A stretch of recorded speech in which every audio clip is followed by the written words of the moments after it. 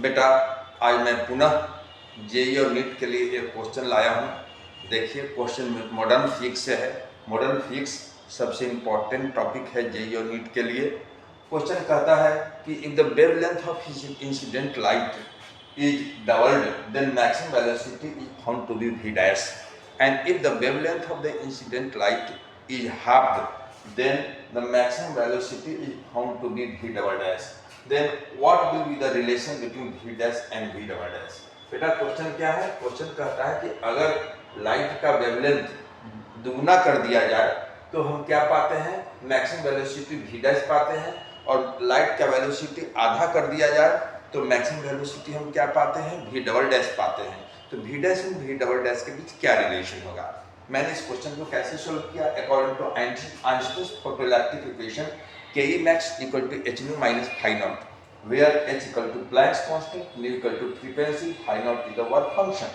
We know that nu equal to c by lambda. So here Ke max equal to hc by lambda minus phi naught. अब Ke max के जगह पर half M V square बैठा दिया तो half M V square equal to hc by lambda minus phi naught. Therefore hc by lambda equal to half M V square plus phi naught.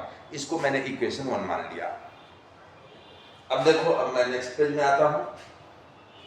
Next page में देखो मैंने क्या किया। According to question half M V dash square equal to H C by 2 lambda minus phi naught. Question में कहता था कि अगर वेवलेंथ 2 लेमडा दुगना कर दिया जाए, ट्वाइस कर दिया जाए, डबल कर दिया जाए तो ये वी डैश होगा। तो इसलिए मैंने बैठा दिया और हाफ मैंने अलग कर दिया H C by lambda minus phi naught. H C by lambda की जगह पर मैंने बैठाया half M V square plus phi naught और इसको सोल्व कर दिया और सोल्व करके आया half M V dash square equal to 1/2 into half M V square plus 1/2 से मल्टीप्लाई किया तो हाफ फाई नॉट आ गया। इसको इक्वेशन 2 मैंने मान लिया।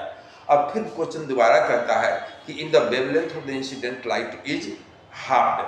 अब यदि वेवलेंथ इंसिडेंट लाइट का आधा कर दिया जाए तो वेवलेंथ λ/2 मैंने कर दिया तो वेलोसिटी v डबल डैश हो जाएगा। तो half M V double dash square equal to hc by λ/2 minus phi not.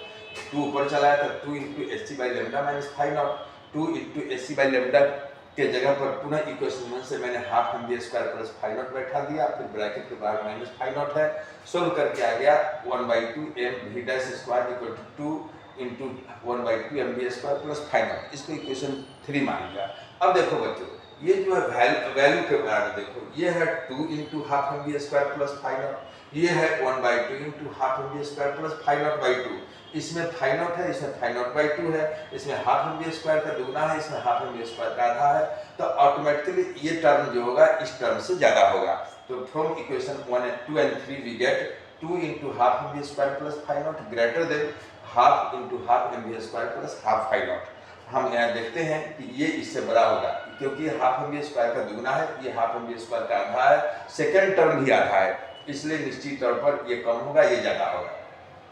अब इसके बदले में इक्वेशन 2 से मैंने बैठाया हाफ एम वी डैश का whole square greater than half M V dash का स्क्वायर। हाफ एम से हाफ एम कट गया तो क्या हमको सोल्व करके आया बेटा?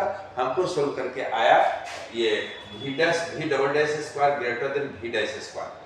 Therefore v double dash greater than v dash because v dash and v double dash both are positive. अगर v double dash और v dash दोनों पॉजिटिव होगा तब ये v double dash greater than v dash होगा। ये इसका answer होगा।